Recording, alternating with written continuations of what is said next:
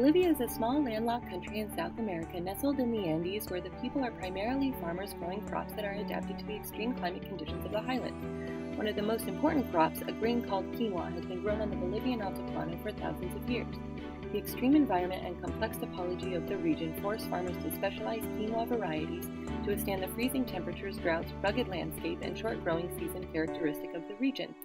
This specialization has resulted in extensive biodiversity with over 3,000 distinct varieties. Recently, it has attracted global attention as a new superfood. High-quality, complete proteins and a richness of micronutrients make this ancient grain desirable for health-conscious Western consumers and for international agencies working to end world hunger. International attention and greater world demand have produced significant economic benefits for Bolivian farmers as prices have increased tenfold in recent years. However, engagement with the global economy has produced some adverse effects for farmers. Global demand threatens quinoa's unique biodiversity as Western tastes pressure farmers to shift away from planting diverse varieties in favor of producing uniform, large-grain, white quinoa. Additionally, international organizations encourage farmers to work through cooperatives to demand fair prices.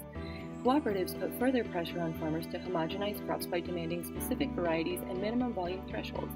Farmers growing undesirable quinoa varieties and small landholder farmers who are unable to produce the minimum volume are thus excluded from world markets. Additional pressures on farmers are created by climate change. Most farmers depend on glacial melt from the Andes to feed crops throughout the season. As global temperatures climb, Andean glaciers are rapidly disappearing to the detriment of farmers downstream.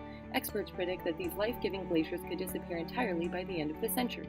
Farmers must have the freedom to choose the cultivars that are well suited to the microclimate of their land. Local knowledge of the landscape can be integrated with expectations of climate change to ensure that farmers plant varieties most likely to survive and produce high yields. Andean women occupy a traditional position in the market and are well known for their ability to exert considerable power in the marketplace. Andean market women play an important role as intermediaries in the market for quinoa and can serve as a lifeline to poor farmers. They perform a critical function purchasing small quantities of quinoa from smallholder farmers and selling it in urban markets where it becomes available to global demand. My research proposes that their willingness to purchase all varieties of quinoa in any quantity allows farmers to make choices about both cultivar crop selection and the quantity of quinoa they wish to grow. I hypothesize that this has three effects. First, it allows smallholder farmers to access the world market and capture profits from quinoa's recent popularity. Second, it protects quinoa biodiversity by encouraging farmers to grow many varieties.